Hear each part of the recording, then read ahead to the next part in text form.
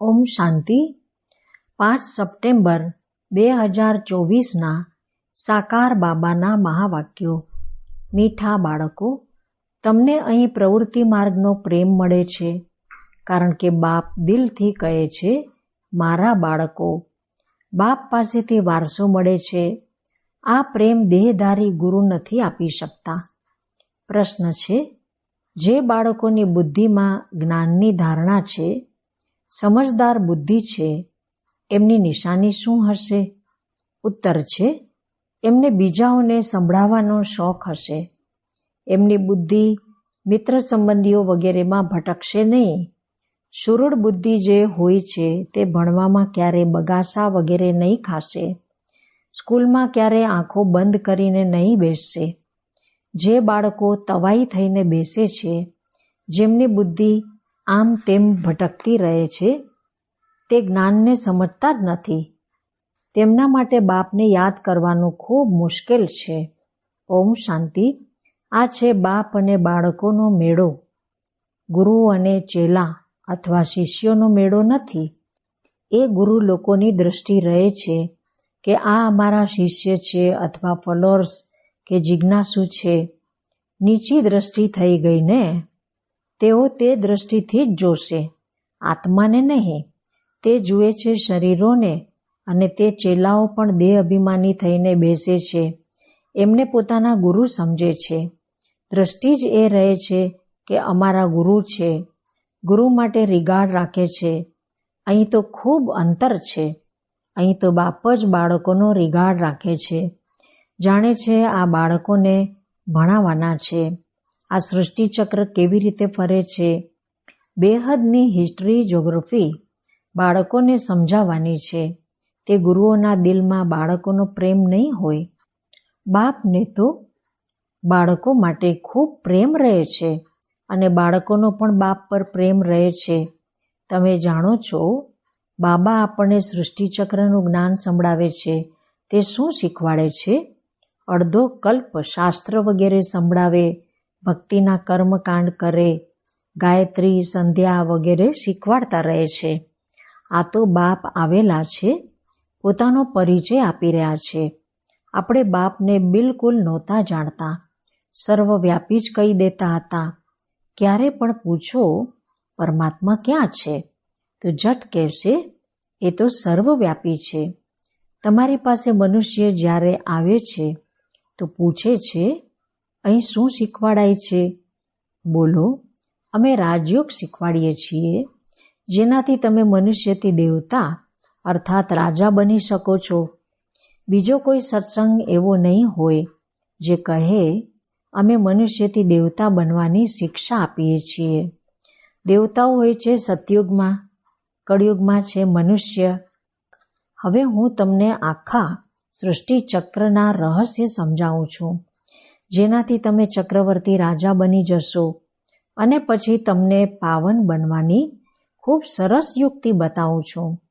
એવી યુક્તિ ક્યારેય કોઈ સમજાવી ન શકે. આ છે સહજ રાજયોગ. બાપ છે પતિત પાવન. એ સર્વશક્તિવાન પણ છે, તો એમને યાદ કરવાથી જ પાપ ભસ્મ થશે. કારણ કે યોગ અગ્નિ છે ને, તો અહીં નવી વાત શીખવાડે છે. આ જ્ઞાન માર્ગ છે. જ્ઞાન સાગર એક જ બાપ હોય છે. જ્ઞાન અને ભક્તિ અલગ અલગ છે. જ્ઞાન શીખવાડવા માટે બાપે આવવું પડે છે, કારણ કે એ જ્ઞાનના સાગર છે. એ સ્વયં આવીને પોતાનો પરિચય આપે છે કે હું સર્વનો બાપ છું. બ્રહ્મા દ્વારા આખી સૃષ્ટિને પાવન બનાવું છું. પાવન દુનિયા છે સતયુગ, પતિત દુનિયા છે કળિયુગ. તો સતયુગ આદિ, કળિયુગ અંતનો, આ છે સંગમ યુગ. આને લીપ યુગ કહેવાય છે. આમાં આપણે હાઈ જમ્પ મારીએ છીએ. ક્યાં? જૂની દુનિયામાંથી નવી દુનિયામાં જમ્પ મારીએ છીએ. તે તો સીડીથી ધીમે ધીમે નીચે ઉતરતા આવ્યા. અહીં તો આપણે છીછી દુનિયામાંથી નવી દુનિયામાં એકદમ જમ્પ મારીએ છીએ. સીધા ચાલ્યા જઈએ છીએ ઉપર. જૂની દુનિયાને છોડી આપણે નવી દુનિયામાં જઈએ છીએ. આ છે બેહદની વાત. બેહદની જૂની દુનિયામાં અનેક મનુષ્ય છે. નવી દુનિયામાં તો ખૂબ થોડા મનુષ્યો હોય છે, જેને સ્વર્ગ કહેવાય છે. ત્યાં બધા પવિત્ર રહે છે. કળિયુગમાં છે બધા અપવિત્ર. અપવિત્ર રાવણ બનાવે છે. આ તો બધા જ આવે છે કે તમે હમણાં રાવણ રાજ્ય અથવા જૂની દુનિયામાં છો. અસલમાં રામ રાજ્યમાં હતા, જેને સ્વર્ગ કહેવાતું હતું. પછી કેવી રીતે 84નું ચક્ર લગાવી નીચે પડ્યા છો, એ તો હું બતાવી શકું છું. જે સારા સમજદાર હશે તે ઝટ સમજશે. જેમને બુદ્ધિમાં નહીં આવે તે તો તવાઈની જેમ આમ તેમ જોતા રહેશે, ધ્યાનથી સાંભળશે નહીં. કહે છે ને, તમે તો જાણે તવાઈ છો.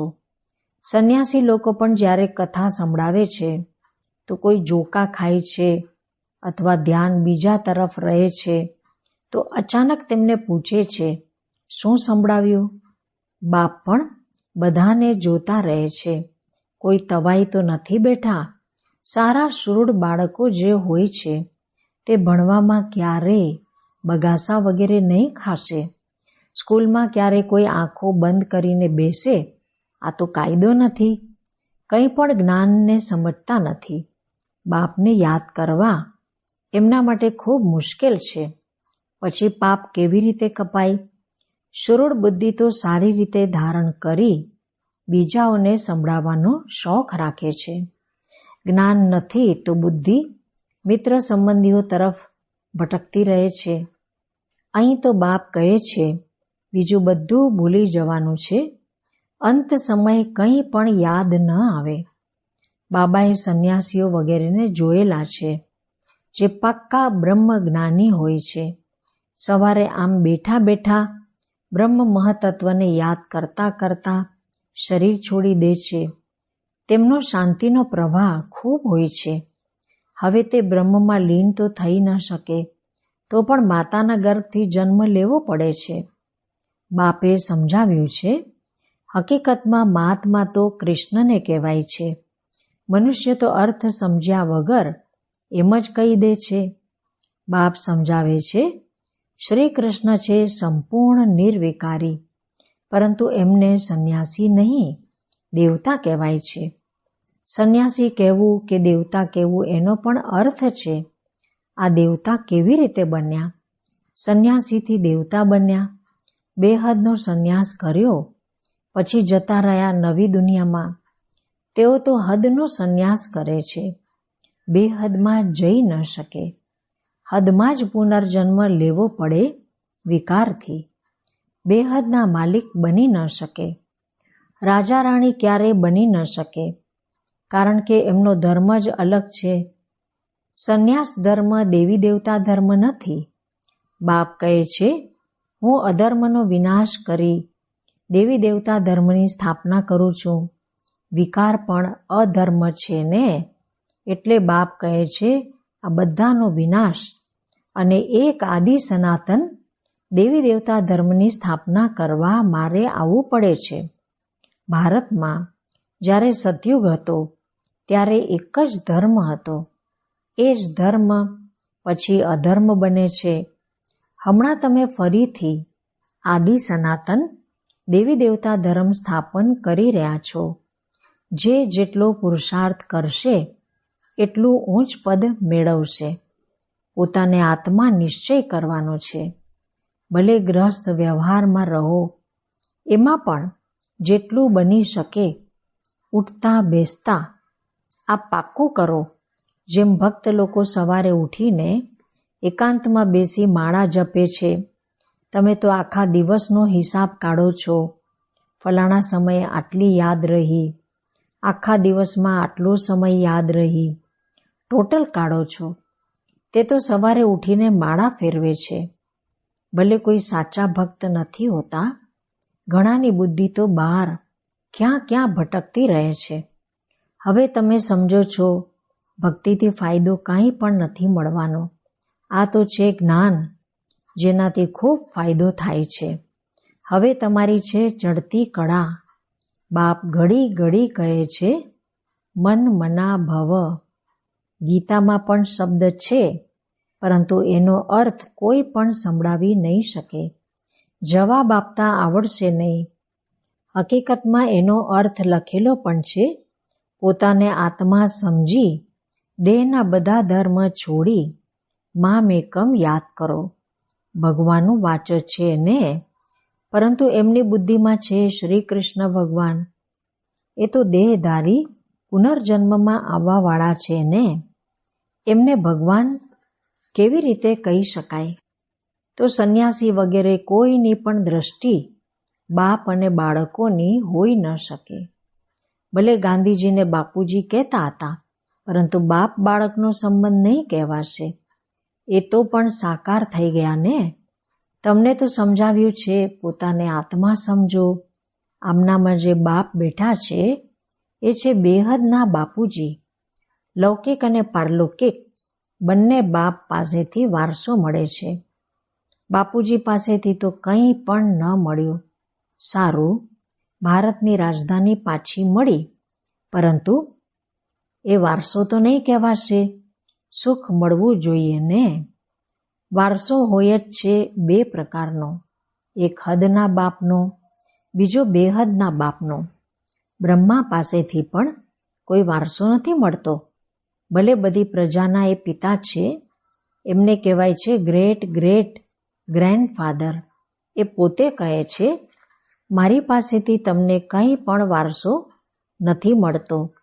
જ્યારે આ પોતે કહે છે મારી પાસેથી વારસો નથી મળી શકતો, તો તે બાપુજી પાસેથી પછી શું વારસો મળી શકે? કાંઈ પણ નહીં. અંગ્રેજ તો ચાલ્યા ગયા. હવે શું છે? ભૂખ હડતાલ, પિકેટિંગ, સ્ટ્રાઇક વગેરે થતી રહે છે. કેટલી મારામારી થતી રહે છે. કોઈનો ડર નથી. મોટા મોટા ઓફિસરોને પણ મારી નાખે છે. સુખની બદલે દુઃખ છે. તો બેહદની વાત અહીં જ છે. બાપ કહે છે, પહેલા તો આ પાક્કો નિશ્ચય કરો કે આપણે આત્મા છીએ, શરીર નથી. બાપે આપણને એડોપ્ટ કર્યા છે. આપણે એડોપ્ટેડ બાળકો છીએ. તમને સમજાવાય છે, બાપ જ્ઞાનના સાગર આવ્યા છે અને સૃષ્ટિ ચક્રનું રહસ્ય સમજાવે છે. બીજું કોઈ સમજાવી ન શકે. બાપ કહે છે, દેહ સહિત દેહના બધા ધર્મોને ભૂલી મામ એકમ યાદ કરો. સતોપ્રધાન જરૂર બનવું પડશે. આ પણ જાણો છો, જૂની દુનિયાનો વિનાશ તો થવાનો જ છે. નવી દુનિયામાં ખૂબ થોડા હોય છે. ક્યાં આટલા કરોડો આત્માઓ અને ક્યાં 9 લાખ. આટલા બધા ક્યાં જશે? હવે તમારી બુદ્ધિમાં છે કે અમે બધા આત્માઓ ઉપર હતા, પછી અહીં આવ્યા છીએ પાઠ ભજવવા. આત્માને જ એક્ટર કહેવાશે. આત્મા અભિનય કરે છે આ શરીરની સાથે. આત્માને ઓર્ગન્સ તો જોઈએ ને. આત્મા કેટલો નાનો છે. 84 લાખ જન્મ નથી. દરેક જો 84 લાખ જન્મ લે, પછી પાઠ રિપીટ કેવી રીતે કરશે? યાદ ન રહી શકે. સ્મૃતિથી બહાર ચાલ્યું જાય. 84 જન્મ પણ તમને યાદ નથી રહેતા. ભૂલી જાઓ છો. હવે આપ બાળકોએ બાપને યાદ કરી પવિત્ર જરૂર બનવાનું છે. આ યોગ અગ્નિથી વિકર્મ વિનાશ થશે. આ પણ નિશ્ચય છે. બેહદના બાપ પાસેથી બેહદનો વારસો આપણે કલ્પ કલ્પ લઈએ છીએ. હવે ફરી સ્વર્ગવાસી બનવા બાપે કહ્યું છે કે મામ એકમ યાદ કરો, કારણ કે હું જ પતિત પાવન છું. તમે બાપને પોકાર્યા છે ને, તો હવે બાપ આવ્યા છે પાવન બનાવવા. પાવન હોય છે દેવતા, પતિત હોય છે મનુષ્ય. પાવન બનીને પછી શાંતિધામમાં જવાનું છે. તમે શાંતિધામ જવા ઈચ્છો છો કે સુખધામમાં આવવા ઈચ્છો છો? સંન્યાસી તો કહે છે સુખ કાગ વિષ્ટા સમાન છે, અમને શાંતિ જોઈએ. તો તેઓ સતયુગમાં ક્યારેય આવી ન શકે. સતયુગમાં હતો પ્રવૃત્તિ માર્ગનો ધર્મ. દેવતાઓ નિર્વિકારી હતા. એ જ પુનર્જન્મ લેતા લેતા પતિત બને છે. હવે બાપ કહે છે નિર્વિકારી બનવાનું છે, સ્વર્ગમાં ચાલવાનું છે. તો મને યાદ કરો તો તમારા પાપ કપાઈ જશે, પુણ્ય આત્મા બની જશો. પછી શાંતિધામ સુખધામમાં જશો. ત્યાં શાંતિ પણ હતી, સુખ પણ હતું. હમણાં છે દુઃખધામ. ફરી બાપ આવીને સુખધામની સ્થાપના કરે છે, દુઃખધામનો વિનાશ. ચિત્ર પણ સામે છે. બોલો હવે તમે ક્યાં ઊભા છો? હમણાં છે કળિયુગનો અંત, વિનાશ સામે ઊભો છે. બાકી જઈને થોડો ટુકડો રહેશે. આટલા ખંડ તો ત્યાં હોતા નથી. આ આખી દુનિયાની હિસ્ટ્રી જ્યોગ્રાફી બાપ જ બેસી સમજાવે છે. આ પાઠશાળા છે, ભગવાનનું વાંચ. પહેલા બાપનો પરિચય આપવો પડે છે. હમણાં કળિયુગ છે, પછી સતયુગમાં જવાનું છે. ત્યાં તો સુખ જ સુખ હોય છે. એકને યાદ કરવા એ જ છે અવ્યભિચારી યાદ. શરીરને પણ ભૂલી જવાનું છે. શાંતિધામથી આવ્યા છીએ, ફરી શાંતિધામમાં જવાનું છે. ત્યાં પતિત કોઈ જઈ ન શકે. બાપને યાદ કરતા કરતા પાવન બની તમે મુક્તિધામમાં ચાલ્યા જશો. આ સારી રીતે બેસી સમજાવવું પડે છે. પહેલા આટલા બધા ચિત્ર થોડી હતા. વગર ચિત્ર પણ સારમાં સમજાવાતું હતું. આ પાઠશાળામાં મનુષ્યથી દેવતા બની જવાનું છે. આ છે નવી દુનિયા માટે નોલેજ. એ બાપ જ આપશે ને. તો બાપની દ્રષ્ટિ રહે છે બાળકો પર. હું આત્માઓને ભણાવું છું, તમે પણ સમજાવો છો. બેહદના બાપ અમને સમજાવે છે. એમનું નામ છે શિવ બાબા. ફક્ત બેહદના બાબા કહેવાથી પણ મૂંઝાઈ જશે, કારણ કે બાબાઓ પણ ઘણા થઈ ગયા છે. નગરપાલિકાના મેયરને પણ કહે છે બાબા. બાપ કહે છે હું આમનામાં આવું છું તો પણ મારું નામ શિવ જ છે. હું આ રથ દ્વારા તમને નોલેજ આપું છું. આમને એડોપ્ટ કર્યા છે. એમનું નામ રાખ્યું છે પ્રજાપિતા બ્રહ્મા. આમને પણ મારી પાસેથી વારસો મળે છે. અચ્છા, મીઠા મીઠા શીખી લધા બાળકો પ્રત્યે માત પિતા બાપ દાદાના યાદ પ્યાર અને ગુડ મોર્નિંગ. રૂહાની બાપના રૂહાની બાળકોને નમસ્તે. રૂહાની બાળકોના રૂહાની બાપને નમસ્તે. ધારણા માટે મુખ્ય સાર પહેલું છે, હવે જૂની દુનિયાથી નવી દુનિયામાં જમ્પ દેવાનો સમય છે. એટલે આ જૂની દુનિયાથી બેહદનો સંન્યાસ કરવાનો છે. આને બુદ્ધિથી ભૂલી જવાનું છે. બીજું છે, ભણવા પર પૂરું ધ્યાન આપવાનું છે. સ્કૂલમાં આંખો બંધ કરી બેસવું આ કાયદો નથી. ધ્યાન રહે. ભણતી વખતે બુદ્ધિ આમ તેમ ન ભટકે, બગાસા ન આવે. જે સાંભળતા જઈએ તે ધારણ થતું જાય. વરદાન છે, રૂહાની નશા દ્વારા જૂની દુનિયાને ભૂલવાવાળા સ્વરાજ્ય વિશ્વ રાજ્ય અધિકારી ભવ. સંગમયુગ પર જે બાપના વારસાના અધિકારી છે તે જ સ્વરાજ્ય અને વિશ્વ રાજ્ય અધિકારી બને છે. આજે સ્વરાજ્ય છે, કાલે વિશ્વનું રાજ્ય હશે. આજ કાલની વાત છે. એવા અધિકારી આત્મા રૂહાની નશામાં રહે છે અને નશો જૂની દુનિયા સહજ ભૂલાવી દે છે. અધિકારી ક્યારેય કોઈ વસ્તુના, વ્યક્તિના, સંસ્કારના અધીન નથી થઈ શકતા. એમને હદની વાતો છોડવી નથી પડતી, સ્વતઃ છૂટી જાય છે. સ્લોગન છે, હર સેકન્ડ, હર શ્વાસ, હર ખજાનાને સફળ કરવા વાળા જ સફળતા મૂર્ત બને છે. અચ્છા, ઓમ શાંતિ.